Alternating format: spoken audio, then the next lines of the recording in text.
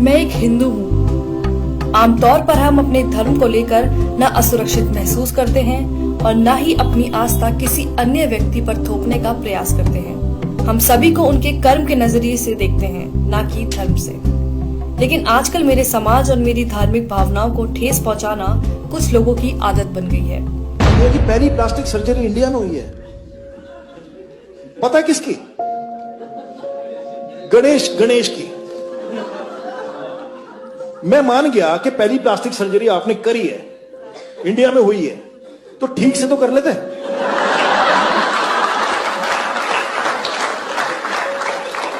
इसको देख के तो यही लगता है कि गांजा फूक के नहीं करना चाहिए सर।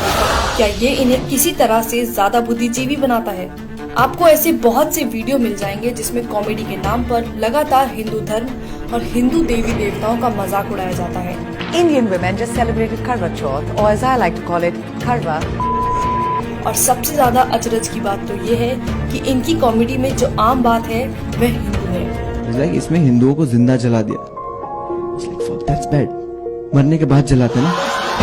ये लोग मेरी धार्मिक भावनाओं को ठेस पहुंचाते हैं और लोगों को मेरे ही धर्म के बारे में झूठी बातें बताकर मेरे ही भगवान को नीचा दिखाते हैं और उम्मीद करते हैं कि मैं इनकी घटियापन पर हंसूं। गणपति बाप्पा मोरिया, शीला की जवानी, गणपति बाप्पा मोरिया, मुंडी है हरामी।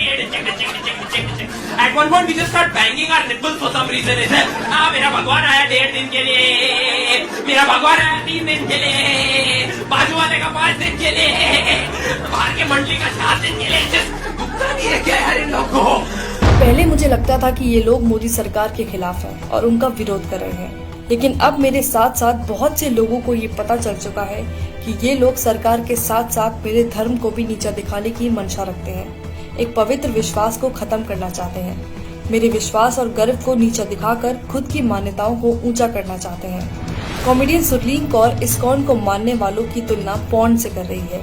आप सबको मैं बता दूं, बेशक हम सब इस्कॉन वाले हैं, पर अंदर से सब हरामी पॉर्न वाले हैं। सुरलीन इस वीडियो में ऋषि मुनियों को अपमानित करने का कोई मौका नहीं छोड़ती है, उन्हें वासना से भरा हुआ बताती है।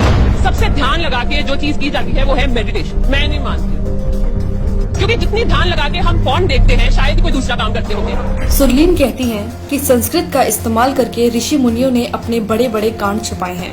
धन्य हो हमारे ऋषि मुनि जिन्होंने थोड़ी सी संस्कृत यूज करके अपने बड़े बड़े कांड छुपाए हैं। कामा ये सब सुनना किसी मानसिक उत्पीड़न से कम नहीं है। कॉमेडियन मुनव्वर फारूकी खुलेआम मंच से भगवान राम और माता सीता के लिए अभद्र भाषा का इस्तेमाल कर रहा है। लाइक अगर भगवान को रिस्पॉन्स करें, वो गाना कैसा है ना, लाइक मेरा पिया अगर है और राम जी डोंट गिव।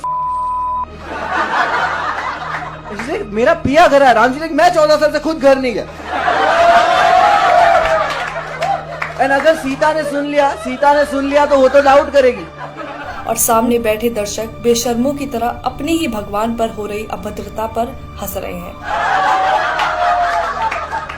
इनके लिए कितना आसान है हिंदू देवी देवताओं का मजाक उड़ाना, लेकिन जब बात किसी और धर्म की आती है तो इनकी जुबान पर ताला लग जाता है। मुझे समझ नहीं आता कि इन लोगों को हिंदुत्व और मोदी सरकार एक दूसरे के पर्याय क्यों लगते हैं और राजनीतिक पार्टी का मजाक उड़ाने की आड़ में मेरे धर्म का मजाक क्यों बनाते हैं।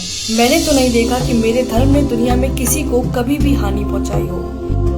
मेरा एक ऐसे परिवार में जन्म हुआ है जहां मेरी माँ आस्तिक है और रामायण पढ़ती हैं। हम गीता का पाठ करते हैं। हम छोटा गणेश और महाभारत देखकर बड़े हुए हैं। ये मेरी खूबसूरत यादें हैं जो बहुतों के साथ मैंने साझा की है। हम सब जानते हैं कि हिंदुओं का इतिहास ऐसा नहीं है जहाँ किसी का कभी उत्पीड़न किया गया हो, लेकिन ये लोग अभिव्यक्ति की आजादी के नाम पर हर दिन मेरी आस्था को कुचलते हैं। ये लोग कलात्मक आजादी की बात करते हैं, लेकिन इनकी कलात्मक आजादी तब कहाँ चली जाती है जब बात किसी दूसरे धर्म की हो। क्या केवल हिंदू देवी देवताओं का ही मजाक उड़ाना सेकुलरिज्म है? हमारे भगवान ने इंडिया से श्रीलंका ब्रिज बना दिया उस समय बिना LNT के। क्या अभिव्यक्ति की आजादी के अधीन केवल हिंदू देवी देवता ही आते हैं? क्या इन लोगों ने सिर्फ हिंदुओं की धार्मिक भावनाओं को ठेस पहुंचाने और हिंदू देवी देवताओं का अपमान करने का बीड़ा उठाया हुआ है?